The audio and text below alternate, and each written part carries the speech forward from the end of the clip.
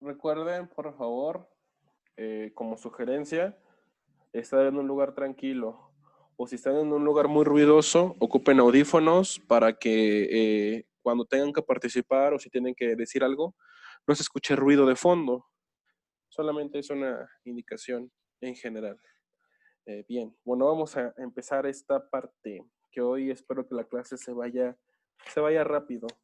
Bien, primero, bueno, vamos a esperar tantito a que se sigan uniendo sus compañeros. Bueno, primero, de verdad espero que todos ustedes estén bien de salud y también su familia, debido a toda esta situación que estamos viviendo. La pandemia junto con el nuevo virus realmente ha sido desastroso a nivel mundial. Entonces, la recomendación que yo les hago es que no salgan si es que no tienen que salir. Si tienen que trabajar, háganlo cuando se trasladen de un lugar a otro, háganlo de manera segura, utilizando, bueno, el famoso cubrebocas, a lo mejor alguna careta. Es muy importante de verdad. Cuiden de su familia cercana, sus papás, sus mamás, su familia. Es lo que es una recomendación en general. Bueno, chicos, entonces pues vamos a empezar. Lo que tenemos entonces que dominar para esta primera clase es diferencial. Y ya para la siguiente es integral, espero. Bueno, vamos a empezar. Primero, la materia que todos nosotros estamos estudiando en este momento es dinámica. Entonces, ¿qué es la dinámica? ¿Qué es la dinámica en general? La dinámica es una parte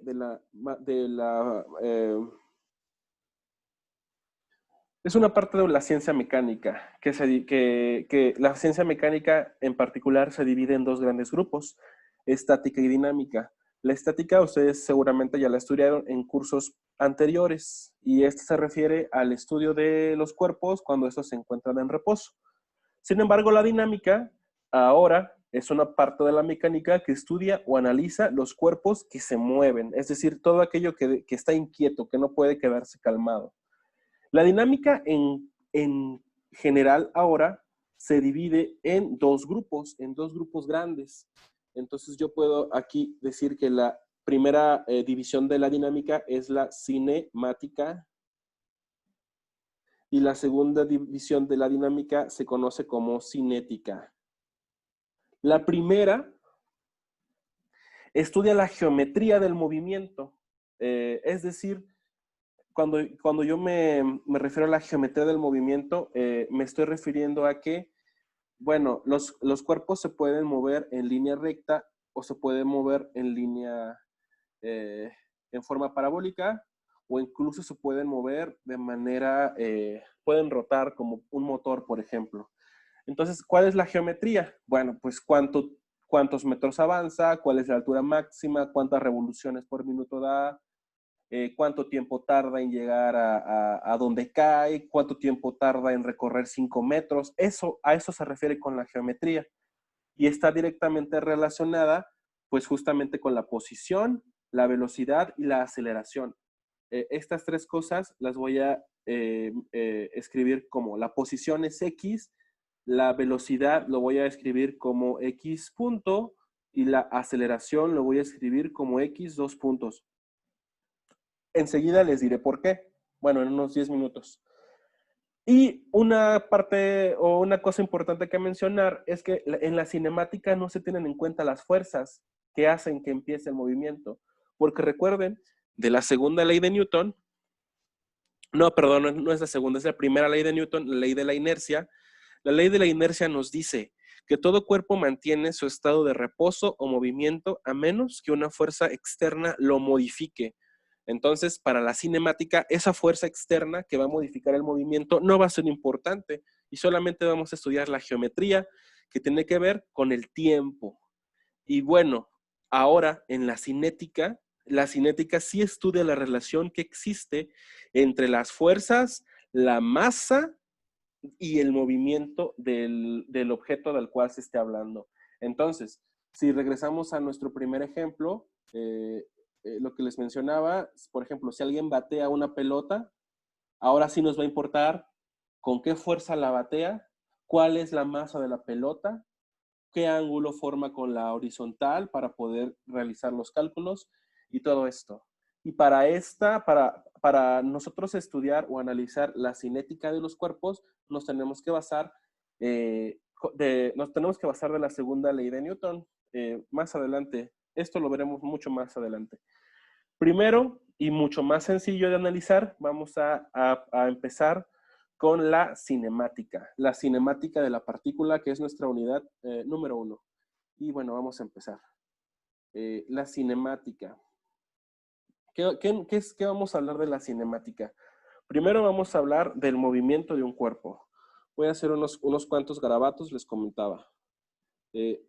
Recuerden que nosotros siempre para medir necesitamos un marco de referencia.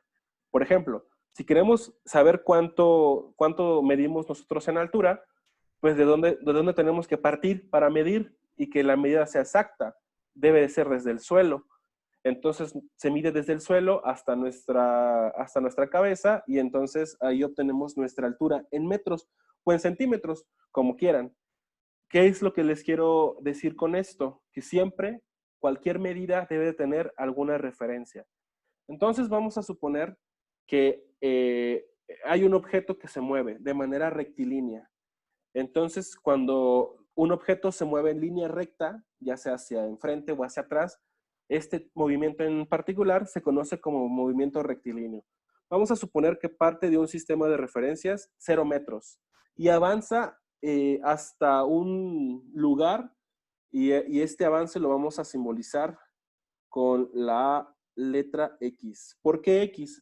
Anteriormente les comenté que la posición de un objeto y la posición, recuerden que siempre está basada con respecto a un punto de referencia en el plano o en el espacio, se lleva a cabo mediante o se simboliza mediante la letra X. Y esto lo deben de recordar ustedes siempre. X simboliza posición y la posición se mide con respecto al tiempo. Entonces nosotros en el estudio de la dinámica vamos a tener funciones que dependen del tiempo. ¿Hasta aquí alguna duda? ¿Es claro? Sí, es claro. Sí, todo claro, Bien. a la Bien. orden. Ahora, la posición de cualquier objeto se mide ¿en qué? ¿En qué se mide la posición? Si yo avanzo tantos hacia enfrente, ¿en qué puedo medir ese avance? En metros. En el sistema internacional Metros. se mide en metros y en el sistema americano, o también conocido como sistema inglés, ¿en qué se ¿En pies? No, exactamente. no. ¿Sí? En pies. Que se simboliza, bueno, es feet, y entonces la abreviación de pies es FT. Eso es justamente cómo se mide la posición, son las unidades en las que se mide la posición. Otra cosa importante que recalcar y que no deben de olvidar, de hecho, es que yo puedo sumar posiciones. Por ejemplo, si avanzo 5 metros y después avanzo otros 6 metros, en total habría avanzado 11 metros. Y esto yo lo puedo sumar como me enseñaron en la primaria, 2 más 2 es 4. Este tipo de ¿cómo llamarlo? De sumas se llaman sumas escalares y entonces la posición es una suma escalar. ¿Qué es un escalar? Es la manera elegante, entre comillas, de decirle a los números que se pueden sumar siempre y cuando estén acompañados de una unidad de medición, en este caso metros. ¿Qué otro escalar conocen ustedes? ¿Qué otra unidad física se puede sumar así con la suma normal? ¿Quién me quisiera decir? Algo que se pueda sumar. Centímetros. Bueno, pero esa es una unidad de longitud. Y Peso, ¿no? Los kilos y gramos. Peso, exactamente. masa, densidad. Ok, 5 kilos más 5 kilogramos son 10 kilogramos, es perfecto. Todas estas cantidades que puedo sumar o restar así como esto, se llaman cantidades escalares. No se olviden de eso es muy importante. Ahora bien, vamos a definir la velocidad. ¿Cómo definimos la velocidad? Vamos a suponer...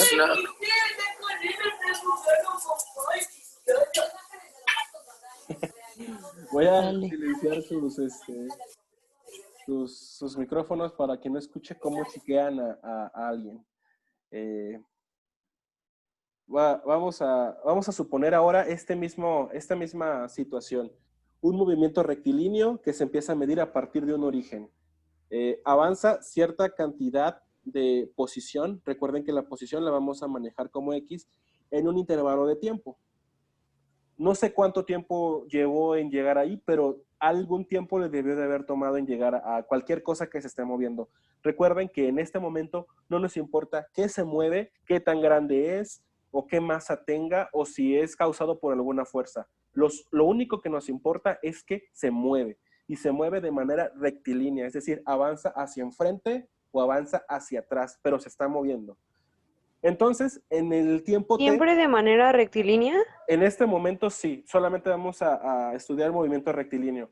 En la siguiente unidad estudiaremos movimiento curvo. Pero por todo lo que les voy a decir ahora es válido solamente para movimientos de manera recta, hacia enfrente o hacia atrás, solamente. O en su defecto, hacia el lado derecho o hacia el lado izquierdo, siempre y cuando se mantenga de forma rectilínea. ¿Bien? Ok. Entonces vamos a suponer que al cuerpo, el cuerpo que se mueve le tomó T segundos, T segundos, porque la unidad del tiempo es segundos, en llegar a ese punto. ¿Cómo se define la velocidad? Vamos a suponer que después de ese tiempo volvió a moverse hasta este otro punto, hasta este punto que está por acá, y entonces ese incremento de tiempo lo vamos a llamar como está ahí escrito. Esa letra se llama delta. Y si ustedes recuerdan del cálculo diferencial, el delta lo utilizaban cuando hacían referencia a incrementos de algo. En este caso se incrementó el tiempo. Es decir, que el tiempo que transcurre en este cacho de segmento es un delta T. No sé cuánto tiempo transcurre, pero sé que se incrementó un poquito. Y recuerden que esta letra delta generalmente significa incremento o cambio. Es la de la fórmula de la derivada esa, ¿no, profe? Es la misma letra exactamente que se utiliza en la fórmula de la derivada. Perfecto. Bien.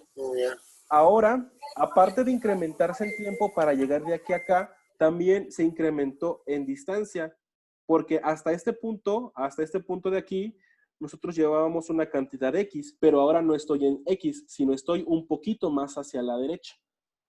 Entonces, ¿cómo se define la velocidad? La velocidad instantánea, la velocidad instantánea, o bueno, simplemente vamos a llamar la velocidad. La velocidad se va a definir como el incremento de posición. Recuerden que ahora estamos llamando incremento a la letra griega delta entre el incremento del tiempo. Es decir, distancia, porque la distancia es la posición entre el tiempo. Distancia sobre tiempo es la fórmula de la velocidad que ustedes conocen, ¿cierto? Entonces, a esto nosotros vamos a llamar como velocidad. Si nosotros tomamos el límite, es decir, lo que su compañero decía, utilizando el cálculo diferencial, si nosotros tomamos el límite cuando el tiempo tiende a cero, es decir, cuando el tiempo es muy, muy, muy, muy pequeño, de delta X con respecto a delta, de delta X, el cambio en el tiempo con respecto al tiempo, lo que nosotros vamos a encontrar entonces va a ser la velocidad. Pero esta velocidad sí, yo la voy a poder llamar como velocidad instantánea. Velocidad instantánea. Porque recuerden que la definición instantánea, la definición de la derivada es un cambio instantáneo. Entonces, ¿qué quiere decir instantáneo? En el tiempo menor posible, en un tiempo tan cercano a cero que los cambios sí se notan, pero el tiempo en el que se ocurre ese cambio en la posición es muy, muy pequeño. Entonces, con esto, nosotros podemos definir la primera fórmula, que es lo primero que quiero que ustedes escriban en un formulario. Quiero que empiecen a hacer un formulario con esto que le voy a decir. La velocidad, entonces, nosotros la vamos a definir como la derivada de la posición con respecto al tiempo. Y recordemos que hace ratito nosotros definimos a la posición como una función X que depende del tiempo. Entonces, como X es una función, yo para obtener la velocidad de cualquier función, lo que debo de hacer es simplemente derivar una vez, y como mi función va a estar a través del tiempo, entonces cuando yo la derivo, encuentro automáticamente la velocidad. ¿En qué unidades se mide la velocidad? Bueno, la velocidad se mide en metros sobre segundos, o en el sistema inglés en pies entre segundos. Y recuerden que esto es una velocidad instantánea. Aquí algo muy importante que deben ustedes saber: la velocidad ya no puede ser sumada como una cantidad escalar, porque la velocidad no es una cantidad escalar, es una cantidad vectorial. ¿Qué quiero decir? Al decir una cantidad vectorial, que la velocidad se representa mediante un vector. Un vector, recuerden ustedes de sus clases de álgebra lineal, tiene 3 características importantes. La primera característica es la magnitud, o cuánto mide este vector, el vector b, una dirección que está dada por el ángulo de inclinación al cual esté ese vector, y el sentido, que el sentido nos los da la cabeza de la flecha. Puede ir tanto hacia arriba o también puede ir hacia abajo. Sin embargo, solamente puede existir una. Entonces, esta pequeña gráfica que yo les hice aquí es la definición de un vector. Un vector es un segmento de flecha dirigido que posee una magnitud y una dirección.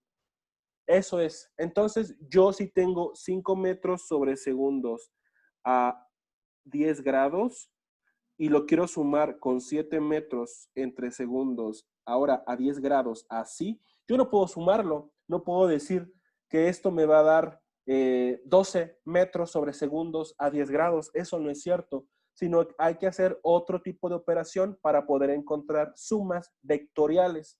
Las sumas vectoriales no hacen referencia o no se pueden hacer como las sumas escalares. Sin embargo, bueno, les voy a enseñar a hacer estas sumas más adelante. Bien, ¿tienen alguna duda hasta este momento, jóvenes? No. Bien, No, profe.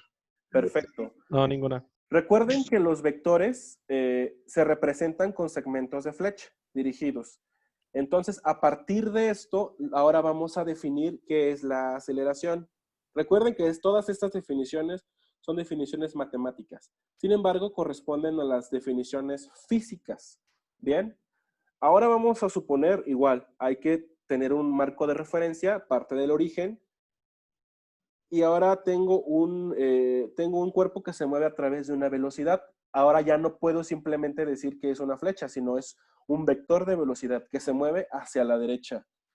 Entonces, como se mueve hacia la derecha, se está moviendo a 0 grados. Ahora vamos a suponer que la velocidad en el instante t sufre un cambio. Acelera o desacelera, como ustedes quieran. Entonces, a este nuevo vector de velocidad lo voy a conocer como el incremento en la velocidad. El incremento en la velocidad se llevó a cabo en un incremento de tiempo. Entonces, matemáticamente, la aceleración promedio, simplemente vamos a llamar aceleración. La aceleración es igual al incremento en la velocidad con respecto al tiempo. Así nosotros vamos a poder definir a la aceleración.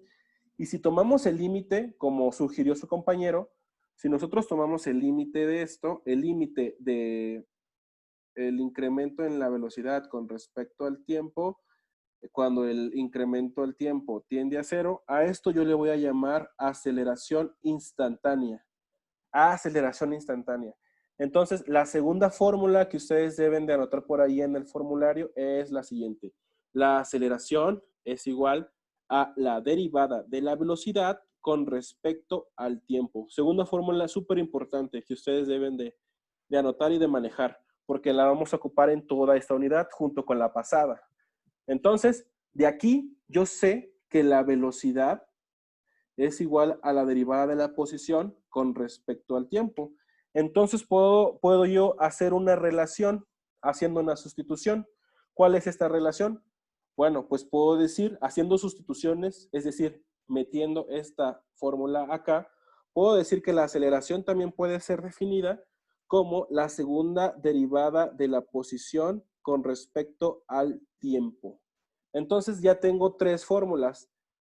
Esta sería la fórmula número 2, esta sería la fórmula número 3 y la fórmula número 1, bueno, sería la fórmula de la, voy a llegar a ella, la fórmula de la velocidad, la fórmula de velocidad, que es esta que está por acá. Esta sería la fórmula número 1. Recordando en cuenta que la posición originalmente era una función que dependía del tiempo.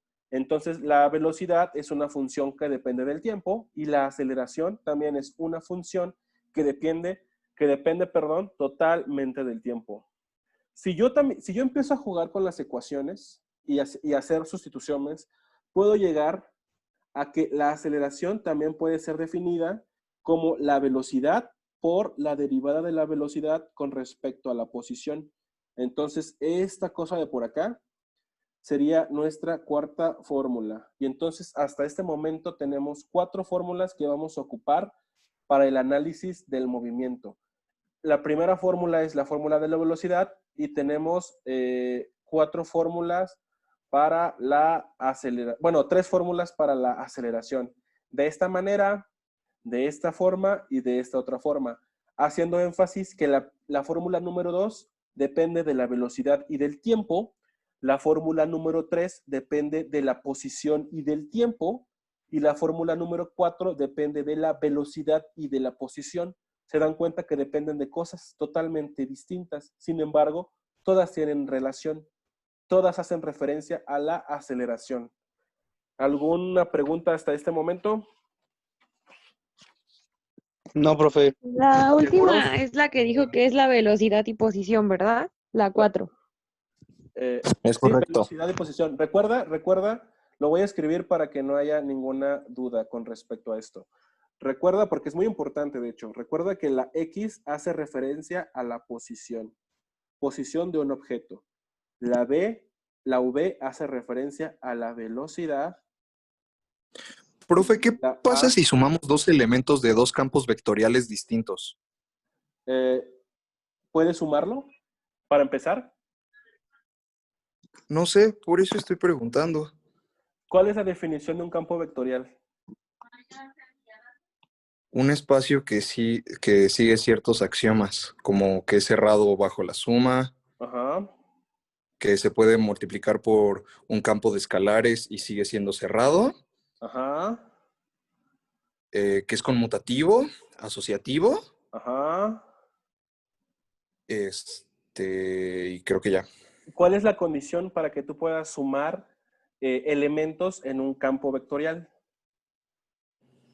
Pues que estemos hablando de lo mismo, pero, o sea, que sea, o sea, según yo, para poder sumar dos elementos de dos espacios vectoriales, a fuerzas uno tiene que ser un subespacio del otro, ¿no? Por ejemplo, sumar un elemento de R a R2 se puede, pero un elemento de un campo vectorial de manzanas a R, pues no se puede porque no es un subespacio del otro, ¿no? Exacto, exacto. Para que tú puedas sumar elementos dentro de un campo vectorial, ambos elementos deben de estar en el mismo campo vectorial. A ver, te lo voy a tratar de explicar con un dibujo. Este es un campo vectorial y tengo el elemento X y el elemento Y. Entonces, yo puedo sumar el elemento X más y el resultado de esta suma, que sé que son elementos del campo vectorial, es decir, el Z está en el campo vectorial. Eso es algo que se sabe. Pero para que yo sume, por ejemplo, un elemento T, para que yo sume un elemento del campo vectorial B y un elemento del campo vectorial U, entonces el campo vectorial U debe de estar contenido en el campo vectorial B, como tú bien lo acabas de mencionar. O sea, tú sabías la respuesta. Ah, perfecto. Muchas gracias, profe. Sí, tú sabías la respuesta. Bien. Ahora, continuando con la clase. En dinámica, generalmente se utilizan palabras que significan algunas cosas. Por ejemplo, cuando les pregunta a su mamá dónde está tal cosa, ¿a qué hace referencia la palabra dónde? Al hogar. Al lugar, Exactamente. posición. Al lugar, perfectamente, al lugar bueno, en dinámica nosotros lo vamos a interpretar como posición. Entonces, la pregunta ¿dónde? Se hace referencia a la posición. Perfecto. Otra pregunta muy importante que siempre se hace en dinámica, o bueno, que los problemas de dinámica tratan de responder, es el cuándo.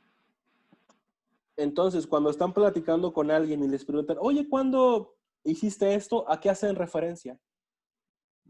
Al tiempo. El tiempo. Ajá, Tiempo. al tiempo. Entonces, estas dos preguntas son súper importantes. Cuando un problema de dinámica les pregunte dónde, les está diciendo que deben encontrar la posición. Y cuando les pregunten cuándo, les están diciendo que deben encontrar el tiempo. Entonces, ya estamos listos para empezar a resolver nuestro primer problema de dinámica. Y el primer problema de dinámica, sí nos da tiempo en esta sesión. Y el primer problema de dinámica va a ser el siguiente. Recuerden, todo el movimiento que nosotros estamos platicando en esta sesión y todo lo que vamos a ver hace referencia a movimientos rectilíneos o movimientos rectilíneos uniformes. En este momento no sabemos qué es, si rectilíneo o rectilíneo uniforme, acelerado. Sin embargo, lo que sabemos es que es un movimiento en línea recta. Sabemos que este movimiento depende del tiempo. Entonces, lo que vamos a hacer, la primera orden del primer ejemplo es calcular las curvas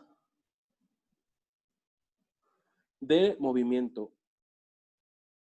A priori, probablemente ustedes no sepan qué es esto. Sin embargo, vamos a resolverlo para que se den cuenta que no es nada complicado y que de hecho es bastante sencillo. Calcular las curvas de movimiento de una partícula que se mueve a través de la siguiente función. Recuerden que les comentaba que la función debe depender del tiempo. Entonces aquí yo tengo una función x, y x, ¿qué significa? Según lo que acabamos de ver, ¿qué significa la x? La posición. Un vector. Ajá, la x significa la Posición. posición. Y cuando yo derivo la posición que encuentro, ¿El tiempo? no, cuando yo derivo la posición que encuentro, La velocidad. La velocidad. exactamente, encuentro la velocidad. Entonces, x punto es una notación que se utiliza para la derivada. Aquí les estoy diciendo que es igual a la velocidad. Entonces, si yo derivo la función de posición, voy a encontrar la velocidad. ¿Y cuál es la derivada de 6t cuadrado, por ejemplo? ¿Cuál es la derivada de 6t cuadrado? 12t menos 3t por T t. menos. Menos 3t cuadrado. ¿Están de acuerdo? Y aquí lo que encontré fue la velocidad. La velocidad. Y finalmente, cuando yo vuelvo a derivar, que es la segunda derivada de la posición, sé que cuando derivo la velocidad, porque ya es la derivada de la velocidad que encuentro. La aceleración. Exactamente. Cuando yo derivo la velocidad, encuentro la aceleración. Entonces, la derivada de 12t, no sé, y la derivada de 3t cuadrado sería... 6t. eh, 6t. Y entonces aquí lo que yo encuentro es la Aceleración. Bien, ¿todos sí entienden cómo se obtienen las derivadas? Espero que sí, porque Sí. bueno, ay Dios, porque pues es algo que tienen que saber, chicos, ¿eh? Se los comento, tienen que saber cómo se derivan. Yo creo que esto sería como que lo más sencillo, esta parte de las derivadas. Bien, ahora, ¿qué significa con encontrar las curvas del movimiento? Bueno, que tengo que graficar tanto posición, velocidad y aceleración y ver cómo se comportan. Entonces, para esto, yo me di a la tarea de, tratar de encontrar momentos específicos. Cuando digo momentos, hago referencia al tiempo. Tiempos específicos, tanto para la posición como la velocidad y la aceleración. Entonces, estos momentos los vamos a calcular de la siguiente forma. Por ejemplo, espero que se siga viendo. Bueno, lo voy a hacer un poquito más. Espero que se vea bien. Lo que vamos a calcular ahora con esas tres funciones que tenemos ahí, tanto posición, velocidad y aceleración, va a ser, por ejemplo, x de 0. X de 0, x de 2, x en 4 y x en 6. Y entonces esto me va a dar una posición en metros, si es que estamos manejando metros. Quiero calcular también la velocidad en el tiempo 0, la velocidad en el tiempo 2, la velocidad en el tiempo 6, y lo que vamos a obtener van a ser metros entre segundo, y finalmente la aceleración en el tiempo 0, la aceleración en el tiempo 2, la aceleración en el tiempo 4 y la aceleración en el tiempo 6. ¿Cómo calculo esto? Ah, bueno, súper sencillo. De cálculo diferencial, saben que lo que tenemos que hacer es sustituir estos números en la función original. Entonces, como el primer número es 0, donde yo vea una t, hay que sustituir ese 0. Y bueno, si sustituyo 0 en esa función, me va a dar 0. Pero no me va a dar 0 cuando sustituya 2. ¿Me podrían decir cuánto da la sustitución en la función de la posición del tiempo 2, por favor? 16. 16. Bien, entonces 16. No estoy seguro, ahorita lo corroboramos. 16 y estamos hablando de metros. Y en el tiempo 4, ¿cuánto vale la posición?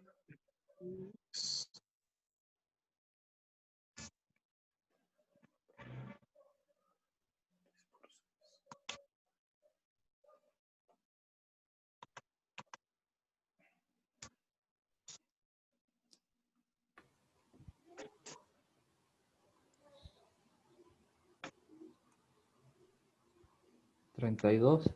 Exacto. 32 metros. Y en el tiempo 6, ¿cuánto vale la posición? 0. Exacto, 0 metros. ¿Qué quiere decir? Bueno, que ahí ya me estoy dando más o menos una idea de cómo se comporta la posición. ¿Por qué? Porque primero, recuerden que todo esto se puede ser graficado. Primero está en 0, después está en 16, después está en 32 y después cae a 0. Entonces, se comporta más o menos como una parábola. La posición, o bueno, el movimiento de la posición. Recuerden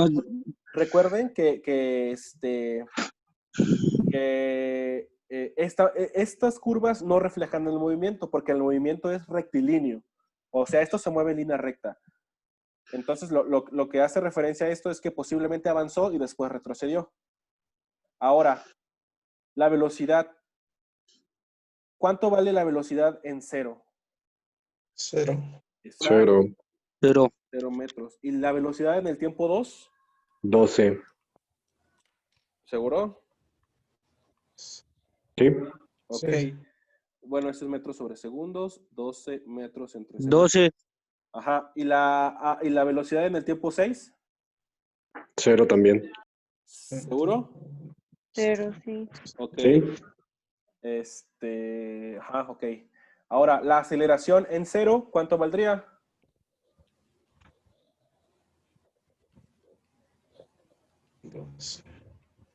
12. Exacto. 12 metros entre segundos cuadrados. ¿Y la aceleración en el tiempo 2? 6 por 2. 0. Ajá. 0. 0 metros entre segundos cuadrados. En el tiempo 4, ¿cuánto valdría? Menos 12. Menos 12. ¿Y en el tiempo 6? 6. Menos Menos 24. 24. ¿Menos 24? Sí. Sí. Ok. Quiero, por favor, que me diga alguien si no sabe cómo estamos obteniendo estos numeritos. ¿Todos entienden cómo se sacan estos números? O sea, de verdad, Yo no. ¿Tú no estás entendiendo cómo? Bien. No. Es muy sencillo. Voy a hacer 2. Bueno, voy a hacer 3. Nos quedan 5 minutos en esta sesión. Haré 3 para que esto quede claro. Mira. ¿Puedo hacer uno de cada uno, profe? Pero, perdón. ¿Puedo hacer uno de cada uno, profe? Sí, voy a hacer uno de cada uno, de hecho. Para esta primera, para la posición, la función de posición la voy a escribir acá abajo, es x, que depende del tiempo, es igual a 6t al cuadrado menos t al cubo. ¿Estás de acuerdo? Esa es la función de posición, es decir, x. ¿Sí o no? Sí. Ok. Ahora, Esta, vamos a sacar el 32. Este que está aquí me está diciendo que debo de sustituir en lugar de t, ¿qué número debo de colocar? 4. Entonces, en lugar de t va a ser 4. Y en todos los lugares en los cuales yo vea una t, lo que voy a hacer es sustituir ese 4. Entonces, esto 6 por 4 al 4 al cuadrado, cuadrado menos 4 al cubo. cubo. Y entonces esto, según sus compañeros, Ya 4 por 4, 16. 16 por 6. Es bastante. Es 96. 96 menos 4 al cubo, que son 96. 64. 4 por 4, 16 por 4. 64. Entonces, 64. esto me da 32. Y de ahí es de donde obtengo el 32. El Este 32. mismo proceso Ok. se sigue para todas las funciones. En este caso, por ejemplo, para encontrar b de 2, ¿ahora en qué función voy a sustituir? Tengo que sustituir en la función de velocidad. ¿Estás de acuerdo? De velocidad. Ajá, en la función de velocidad. Vamos a hacer la de velocidad. La función de velocidad es b es igual a 12t menos 3t cuadrado. 3t Yo quiero cuadrado. obtener la velocidad en el tiempo 2. Entonces lo que tengo que hacer es sustituir en lugar de t, debe de ir s. El 2. 2. Ahora, 2 por 12 son 24. 2 al cuadrado es 4. 4 por 3 son 12. 12. 24 menos 12 son 12 12. metros sobre segundos, porque estamos hablando de velocidad. Y así obtenemos la velocidad. Y el mismo proceso se sigue para la aceleración. ¿Ya me entendiste? Sí. Perfecto. Ahora voy a cerrar esta sesión porque ya menos acaba y no me va a dar tiempo. Y por favor se vuelven a unir al mismo link para terminar el ejercicio. Ok.